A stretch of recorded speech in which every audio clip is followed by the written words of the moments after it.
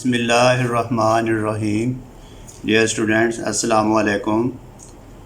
पिछले कुछ दिनों से हम मैथ D1 सॉल्व कर रहे हैं और मैथ D1 की exercise 8C question number 1 part D, और हमारा टॉपिक है एरिया ऑफ शेडेड पार्ट्स। आज फिर मैंने हमेशा की तरह डायग्राम ड्रॉ की है, क्योंकि क्वेश्चन में भी डायग्राम दी होती है और मैं भी कोशिश करता हूँ कि डायग्राम बना के आपको अंडरस्टैंड करवा सकूँ। अब ये जो डायग्राम नज़र आ रही है, इस डायग्राम में उसने ABCDE ये इसके नाम रखे हैं डायग्राम के, और इस डायग्राम में हम देखते हैं कि कौन कौन सी शेप बनी हुई है। ये ABCE एक शेप हमें नज़र आ रही है ये, और इस पे स्मॉल स्क्वायर बॉक्स बने हुए इसके कॉर्नर पे, इट मीन ये 90 एंगल को शो कर रहे हैं। तो ये हमारे पास एक स्क्वायर शेप नज़र आ रही है, और क्वेश्चन में भी गिवन है कि ABCE जो फिगर आपको दी हुई है इसमें ये भी स्क्वायर शेप में है, वो गिवन भी है और हमें भी नज़र आ रहा है कि ये स्क्वायर है। और स्क्वायर की हम क्या कहते हैं कि ऑल साइड्स आर इक्वल। और दूसरी जो हमें शेप नज़र आ रही है ये CDE जो नज़र आ रही है, ये हमारे पास ट्रायंगल है। और फिर एक थर्ड इसमें शेप नज़र आ रही है, ये इसमें एक सर्कल नज़र आ रहा है, और सर्कल का यहाँ से यहाँ तक उसने रेडियस ड्रॉ कर दिया है। यहाँ से यहाँ तक कंप्लीट जो सर्कल का वो डायमीटर होता है, और इसने हाफ O से, ये पॉइंट O है इसका, यानी सेंटर है, और इसकी डायमेंशन उसने 6 दी है। इट मीन ये वैल्यू हमारे पास R है। अब हमने देखना ये है कि ABCE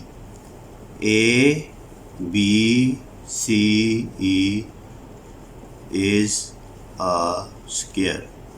ABC is a square, मैंने स्मॉल इसका शॉर्ट लिख दिया एब्रीवेशन स्क्वायर का।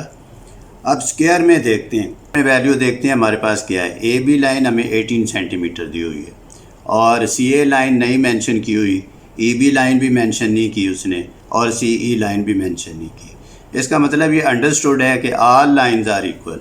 स्क्वायर में क्या होता है कि all sides are equal, all sides are equal.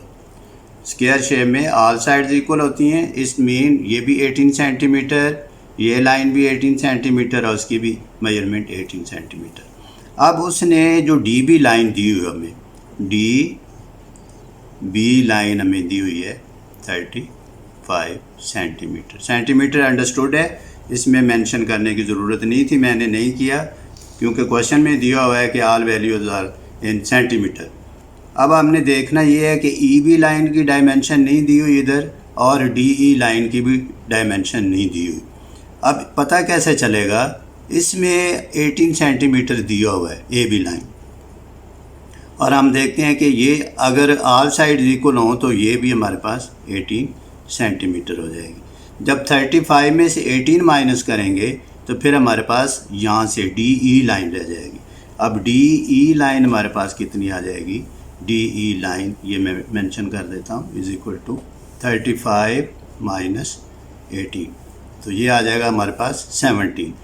अब हमें ये डायमेंशन मिल गई इसकी कि DE लाइन हमारे पास 17 सेंटीमीटर। स्टूडेंट्स, ये जो डायग्राम बनी हुई है ये तो अभी आपको सब ब्लैंक नज़र आ रहे हैं, लेकिन है ऐसे कि ये शेडेड पार्ट है हमारे पास। ये शेडेड पार्ट को मैं सारा शेड नहीं करता, क्योंकि ब्लैक कलर है और सारी फिगर मिक्स हो जाएगी, इसलिए मैं डॉट डॉट लगा के आपको ये अंडरस्टैंड करवाता हूँ कि ये हमारे पास शेडेड पार्ट है। किस चीज़ का शेडेड पार्ट है, ये स्क्वायर है, स्क्वायर शेडेड पार्ट है, और इसके अंदर जो ब्लैक वैल्यू नज़र आ रही है ये हमारे पास सर्कल है। और इसी तरह ये भी हमारे पास जो ट्रायंगल दी हुई है ये भी शेडेड पार्ट है इसका, ये भी शेडेड पार्ट हो गया। हमने एरिया किस किस का फाइंड करना है, शेडेड पार्ट्स का। ट्रायंगल की तो समझ आ रही है कि इसकी 17 बेस है, और हाइट इधर से हमें पता चल रहा है कि ये पैरेलल लाइन है, इक्वल साइड्स हैं, और ये भी 18 सेंटीमीटर आ जाएगी। इस स्क्वायर एरिया का नहीं हमें पता चल रहा, क्योंकि इसमें एक ब्लैंक भी है, इसलिए हम कंप्लीट इसका फाइंड करेंगे, और इसके बाद ये हम इसमें जो ब्लैंक सर्कल दिया हुआ है इसको माइनस करेंगे, और ये भी हमारा शेडेड और ये शेडेड दोनों को प्लस कर लेंगे तो शेडेड एरिया आ जाएगा।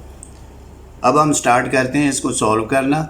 सबसे पहले मैं इस ट्रायंगल को सॉल्व कर लेता हूँ या इस स्क्वायर को सॉल्व कर लेता हूँ। ये डिपेंड करता है आप पे कि आप इसको कौन सा सॉल्व करना चाहते हैं। पहले मैं इसका सॉल्व कर लेता हूँ। एरिया ऑफ स्क्वायर शेप जो हमारे पास दी हुई है,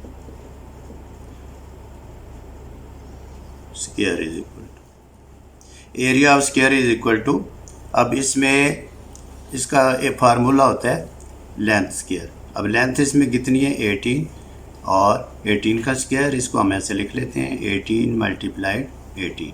जब 18 को 18 से मल्टीप्लाई करेंगे तो इसका आंसर आ जाएगा 324। मैं पहले भी बता चुका हूँ, अगर आपको टेबल नहीं आते तो आप वर्टिकल फॉर्म में भी कर सकते हैं, साथ इसके आ जाएगा सेंटीमीटर स्क्वायर। ये अब हमने कंप्लीट इसका फाइंड कर लिया। अब हम इस ट्रायंगल का फाइंड करेंगे। एरिया ऑफ ट्रायंगल,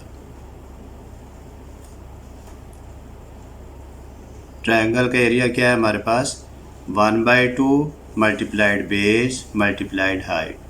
अच्छा 1/2 बेस हमारे पास है 17, हाइट हमारे पास यहाँ से यहाँ तक नज़र आ रही है, हाइट इसकी 18 है 18।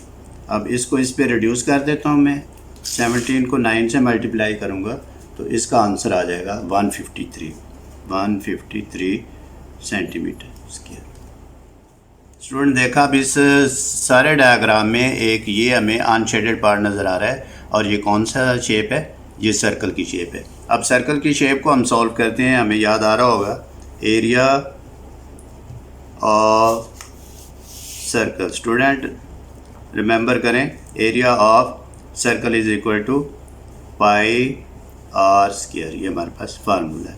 अब पाई की वैल्यू अंडरस्टूड होती है 22/7, ये पाई इज इक्वल टू या 3.14 या 3.142, ये आप पे डिपेंड करता है आप कौन सी वैल्यू लेना चाहते हैं। अब इसमें आर की वैल्यू कितनी दी हुई है 6 दी हुई है, तो पाई की वैल्यू मैं लगा देता हूँ 3.14 मल्टीप्लाइड आर स्क्वायर। इसको जब हम सॉल्व करेंगे तो इसका आंसर आ जाएगा, स्टूडेंट जब इसको सॉल्व करेंगे तो इसका आंसर आ जाएगा हमारे पास 113.11 सेंटीमीटर स्क्वायर। अब स्टूडेंट इसको अरेंज करते हैं नीचे से, ये देखिए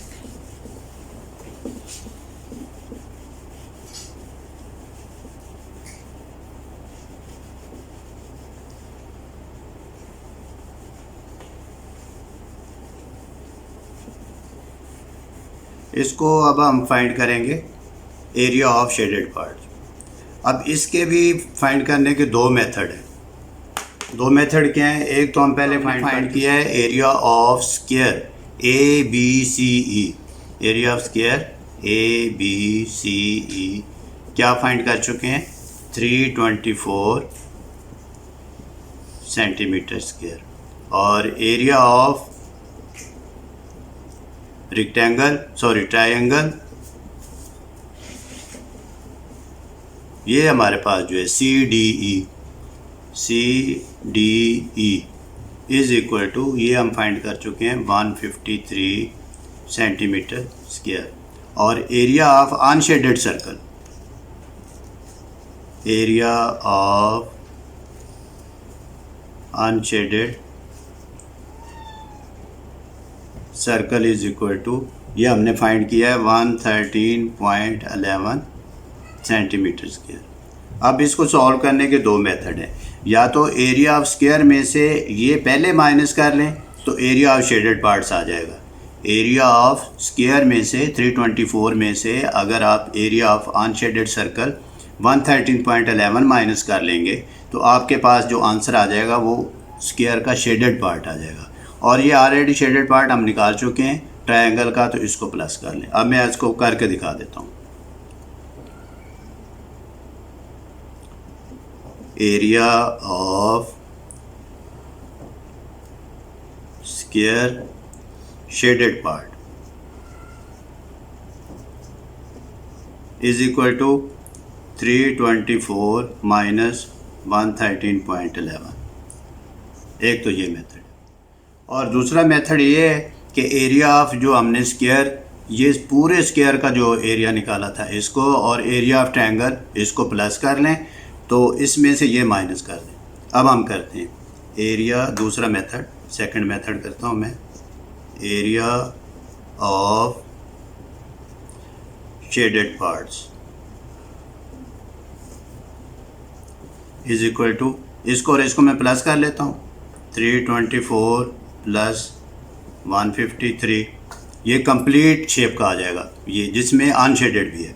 फिर माइनस अनशेडेड इसमें से निकाल देते हैं, जो सर्कल हमें दिया हुआ है, तो हमारे पास ये आंसर आ जाएगा 477। इसको प्लस किया, माइनस 113.11, फिर इसको माइनस किया तो 363.89 7 सेंटीमीटर स्क्वायर आ जाएगा।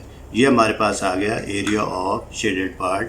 ये जो सारा शेडेड पार्ट है इसमें से ये हमने माइनस कर दिया, तो हमारे पास आंसर आ गया। स्टूडेंट्स, उम्मीद है आपको इसकी समझ आ गई होगी। आप ट्राई करें डिफरेंट मेथड से सॉल्व करने की। दोनों ही मेथड, जितने भी आप मेथड यूज़ कर सकते हैं उतने ही करें। डायग्राम को ड्रॉ करें और उसकी वैल्यू को मेंशन करें और फिर सॉल्व करें, तो इंशाल्लाह आपको यकीनन you will be able to do this. Thank you. अल्लाह हाफिज़।